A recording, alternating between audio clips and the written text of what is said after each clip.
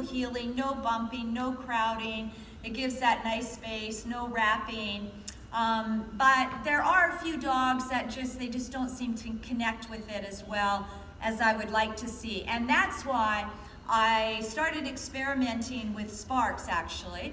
And I started experimenting with a different method of heeling, and I'm going to call it the European method, because a lot of the IPO trainers will, especially in Europe, they use this method, and it's where you use your hand and the dog pushes into your hand.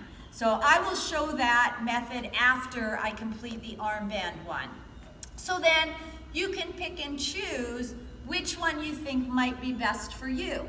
I find for a lot of novice trainers that this is a really good method.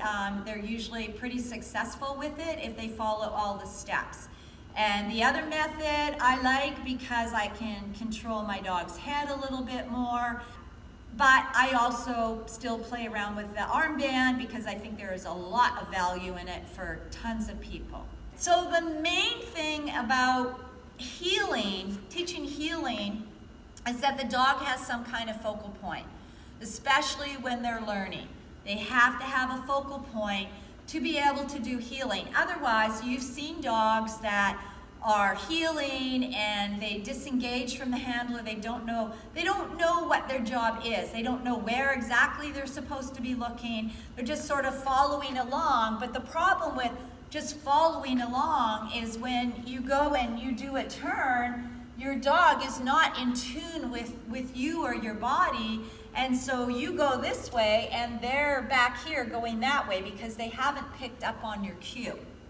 So that is something that you really, really want to teach to your dog, is a focal point.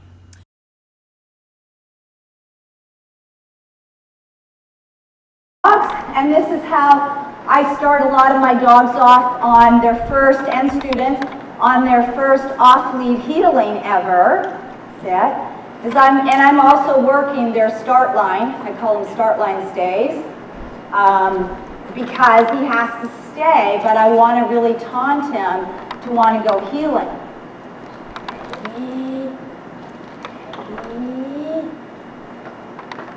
Oh, you cheat. Sit. Can't cheat. Oh, you cheated again! So I'm not getting upset with him. I'm just telling him he has to wait because I want to be able to, until I actually release him, I don't want him to go. Good. And then I would reinforce that weight. Now that your stays are that much stronger, you can make your catch-up heeling so much more exciting. So catch-up heeling, I'm going to make it kind of fun. Start. Good boy. Yeah, yes. Okay, so that way he gets to catch up into heeling, and then I'm going to have a helper holding. And helper holding is always a good technique to get your dogs to drive faster to you. Smart. So I got to get his attention. Ready, steady, steady, smart. Ah, super. Good boy. Good. So the reason why the helper holding works really good usually is because the dog wants to get away from the helper and get to you. So it makes your heeling that much more exciting.